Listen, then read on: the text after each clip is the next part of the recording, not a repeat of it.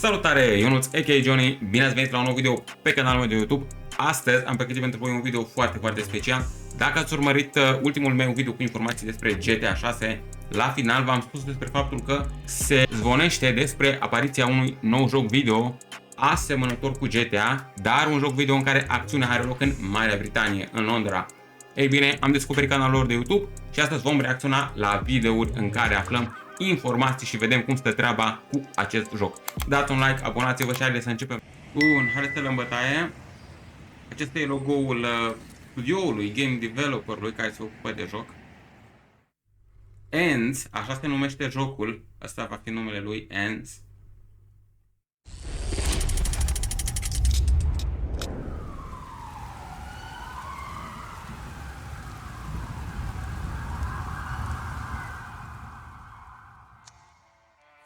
Hey guys, my name is Mo. And I'm Stan. We're the co-founders of CR Games. Ei We want to sunt start by apologizing cofondatorii for the acestui delay. studio, We know it's been a little quiet, but that's because we've been fully focused on completing the core mechanics of the game and putting together our first devlog that really does justice to what we're building. We've been Cam working așa ar with a trebui small să team arate and jocul. limited resources, but we're finally at a point where we're ready to share what we've been working on. We spent a bit of time working with the new optimized metahumans in 5.5 and are focused on refining and improving the character models. Așa ar arăta Let's take a caracterele în joc. moment to introduce Raheem. He's the main protagonist in Ends. A 20-year-old Londoner of Asta e mixed unul din descent, protagoniștii Raheem's story principali. is at the heart of everything we're Tipul building. ăsta. You'll be seeing the world through his eyes and shaping his path as the narrative unfolds. Next up is Sunny, the other protagonist in Ends. He'll be seen throughout the story with Raheem, and their bond plays a major role in how things unfold in the story. We're still refining his look, but having Ăsta e improved his celălalt overall appearance to something that we caracter think principal. resembles his character. Uitați-l, așa ar trebui We're să arate. excited to finally showcase our updated models of both characters. These are the most refined versions Ăsta e of our celălalt protagonists so far, and we're really happy Așa with how ar they trebui come să arate în together. joc, când o să apară joc. Raheem and Sunny were created using MetaHuman Creator, Și which ăsta e gave us a celălalt. solid foundation, but we've gone a few steps further. Îmi cer scuze, am spus că e trailer, dar We nu e applied trailer. custom grooms to experiment with E un fel character de customization for diary, Raheem. ceva, nu știu. These are powered by the Mutable plugin, and they run dynamically Bă, through a arată wardrobe bine. system so that any changes to their character can be triggered on runtime. Mamă, hai că arată The bine. Mutable Scrieți în plugin comentarii gave cum us a se fac solid arată base to personajele. test clothing and groom switching, allowing us to push our character customization even further. Character customization. We Ai also văzut improved Raheem and atunci Sunny's poți să skin schimbi textures, frizura refining roughness, caracterului, tweaking normal maps, and adjusting different LED settings to make sure they poți să optimize schimbi well. hainele. The wardrobe system has been incorporated into an interactable object that Raheem can access at any time. Când ești cu personajul în cameră, umblă la șifonier acolo, ia uite. Și așa se schimbă. Își schimbă ținuta. All of this was tested alongside Story Framework, which we've been Ținuta și using as a frizura. foundation Nu for știu dacă te interactions poți duce and la parts of our magazin ca în UI. GTA. Shout out to your author, Control. He's been incredibly helpful with bug fixes and support. We've dropped a link to SF in the description, Ei so sunt o definitely echipă go mai check it out. mică și bugetul jocului nu e imens ca la Rockstar Games. N-au buget de GTA, dar jocul va fi We're promițător. excited to showcase our character locomotion, which Nami will go into now. E chiar promițător jocul. Ei promit că o să fie tare, rău de tot open world. Sperăm să fie mare lumea de joc. Hey everyone, my name's Nami and I'm a game programmer on Ends. Today I'll be talking about locomotion, camera and combat. Ok. So Combat. let's start Cum with se bat locomotion. Our main în joc goal is to create caracterele. something that feels realistic, responsive and grounded. We wanted the character to move with weight and purpose, to transition naturally between states and to have animations that react meaningfully Bă, se to mișcă player bine. input and the environment. To achieve that, we chose to use motion matching as the core of our locomotion animation system. Motion matching is a technique that selects the most appropriate animation pose from a large database based on the character's trajectory and movement goals. Interesant. Nu prea mă pricep la It chestia asta, allows vă for dați seama, nu fluid lucrez în domeniu. transitions without Dar din ce am văzut relying se on mișcă rigid bine state personajul. machines, Scrieți în making comentarii it ideal ce for părere a aveți. dynamic locomotion. As a starting point, Oh, we interesant, used parkour. Epi's game animation sample project, which already includes a working motion matching setup, which gave us a solid foundation to build on. From Nice. there, we made several adjustments to better suit our vision for the character's movement. First, we slowed down the overall movement speed to create a more grounded feel. We also fine-tuned turn-in-place animations and added a range of traversal animations for more coverage and smoother transitions. To bring more life to the character, we introduced facial animations and expressions for different states, along with other break animations for both standing and crouching. We also added landing animations that are now dynamically played based on the height of the fall and the character's movement direction. Lastly, we added specific animations for walking up and down the stairs. One thing I want to emphasize is that we've already gone through multiple iterations of movement, testing different animation steps for our base locomotion, and we'll continue refining it further. This is all part of the process. Hello, my name is Patrick and I'm a programmer on the ENDS development team. Today, I will share a glimpse of the systems that I have been working on over the past weeks and what future plans we have for these systems. We want to keep the HUD of ENDS to be as minimalistic as possible. As such, we have designed a phone system which will act as a central hub of the game, where players can access all the information they will need. I'll start by highlighting the music app. Currently, the player can select the song from the list or cycle through the songs, as well as seek to a point in the song that they want to listen to. This system works regardless if you are in the UI or not, allowing you to play music whilst you are exploring the map or completing missions. Wow. The system is created as a component which can be attached to any character or actor in the world to play music. The main future expansions of the system will feature radio stations of various music genres and localized 3D audio support to attach the music player to characters and actors, such as cars driving on the streets and NPC citizens in the city. As you are exploring the map of ENDS, you may stumble upon graffiti scattered around the city. Some of them, such as this one, can be collected via the camera app. We have received permission to use any artwork seen in ENDS, including graffiti from 10-Foot and Rescue London. As you approach the graffiti, a scan prompt will appear. Upon completing the scan, it will be added to a collectible journal, which will give the player an opportunity to learn more about the art and the artist behind the work. Ce tare, faci poză și așa descoperi cine e artistul de graffiti care a făcut desenul ăla, ce înseamnă desenul, ce tare.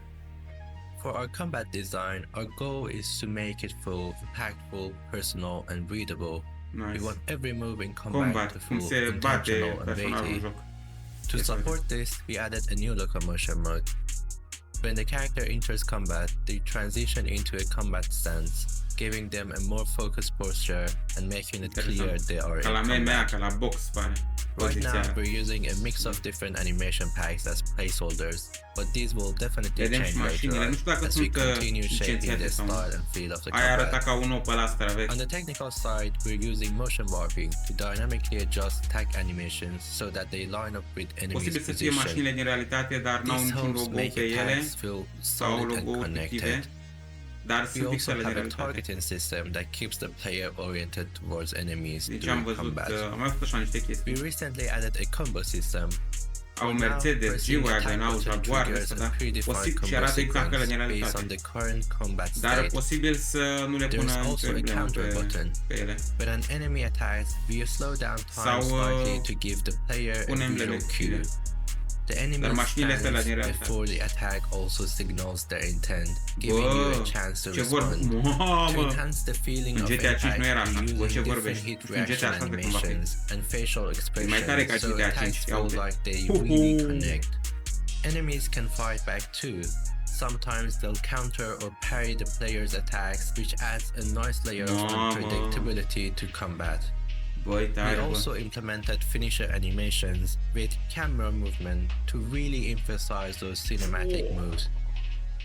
And as for visuals, what you're seeing now, like blood effects, is just placeholder. We're planning to revamp all of it. One thing we're especially excited about is adding small details like blood getting on players' skin or clothes.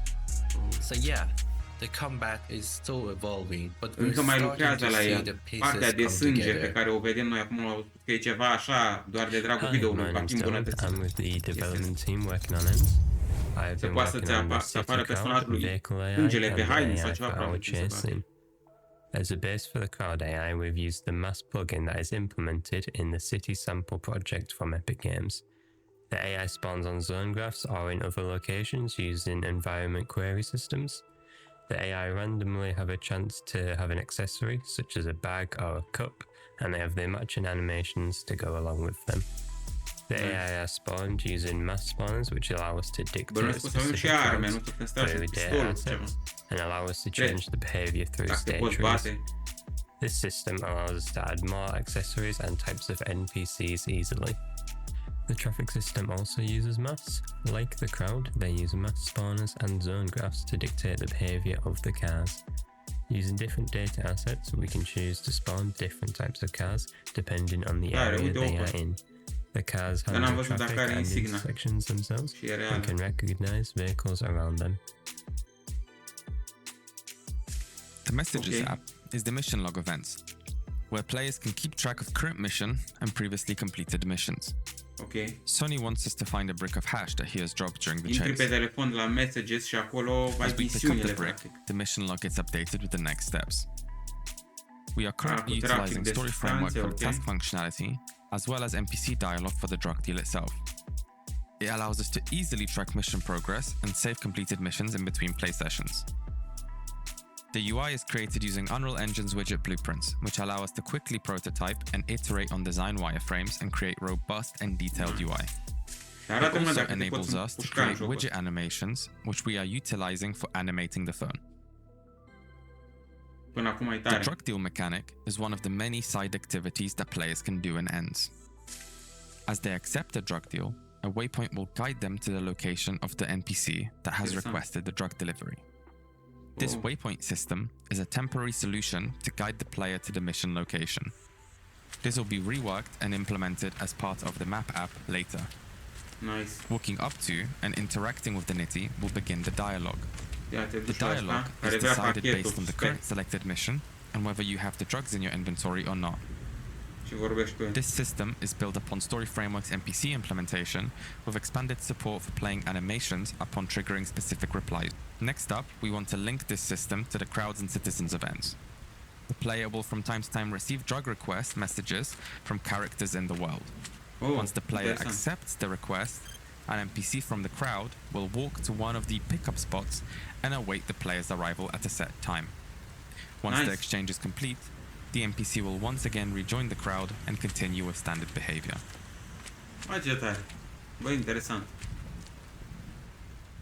The companion and chase AI for the demo scene uses the same locomotion as our main character. The chase scene is meant to demonstrate the custom locomotion to the player. Both AI adjust their speed according to the player so that they stay at a decent distance behind or in front of the player. For example, the companion will slow down if the player is too far behind and speed up when the player gets too close, and the chase character will do the opposite. My next steps for the project include adding more accessories for the crowd which interact with weather, such as umbrellas when it's raining, custom vehicle destruction, and the implementation of squeezing through a gap with the AI. Mamă, fii atent, poți să intri prin locațiile astea. Și a zis ceva că oamenii din joc interacționează. For flawless implementation between the player-controlled vehicles and the base of the vehicle controls come from the city sample. This has allowed for seamless integration using the same physics across both the sample vehicles and our custom vehicles. You can see that we have vehicle definition. Unfortunately, this is not on the custom vehicle as of now, as we are having issues with the bones of the vehicle. As much progress as we've made, we also want to be transparent about some of the limitations we're facing right now. One of our biggest challenges has been getting access to high-quality character animations. Whether it's recording motion capture or cleaning up existing animations, it's been tough. Linking animations together smoothly or syncing them for interaction adds even more complexity. We have also been facing issues with character rigging and clothing, weight pacing for outfits, getting cloth physics to work correctly, and adding custom accessories like backpacks or pouches. All of it takes time and a lot of trial and error. Since we're working with some newer tech inside Unreal Engine, there's often limited or no documentation available. This means we're figuring out a lot as we go, testing, breaking, and rebuilding until it works. Like many indie teams right now, we're also navigating real-life pressures. the current economy, the cost of living crisis, and trying to balance personal responsibilities with time on the project. Okay. And finally, funding and scope. We've got a strong focused vision for ENDS, but the size and depth of what we can really deliver depends on the funding we receive. We have an optimal version in mind, but we'd love to expand the world and explore more features if the opportunity comes. Ei și-ar dori să vină o firmă mare, ceva să-i sponsorizeze, un publisher de ăsta, habar n-am, o firmă mare, ceva, și să aibă încredere în tuturor să bage bani pe ea. We can't wait for you guys to get your hands on it and hear your feedback. On the technical side, we're testing out different optimization methods to ensure that ENDS run smoothly on most modern day systems. We're utilizing new technology, so the minimum system spec may change as we progress. We are currently working on improving Raheem's main hairstyle, as there are issues with optimization and overall strand count, but in the meantime we swapped it out for an alternate look. The block. Acesta ar fi un fel de concept trailer. The bando. The feds. Vedem mașina de poliție. Eventually you'll get used to it. Ca în Marea Britanie. Ok. Și asta e Londra. Auzim beat-uri de la de rap de la ei, de acolo nu e grime, e drill. UK drill. Știți că la ei astea sunt cele mai populare stiluri de rap. Grime și UK drill. Ăla e unul din personajele din joc, un agent de poliție sub acoperire sau ceva.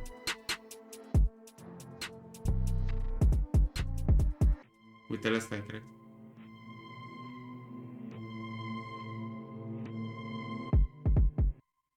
Nice!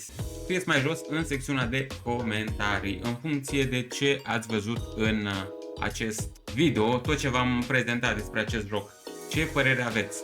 Credeți că e un joc interesant, că va fi un joc foarte, foarte interesant? Ce așteptări aveți? Chiar vreau să discut cu voi în secțiunea de comentarii. Ciao!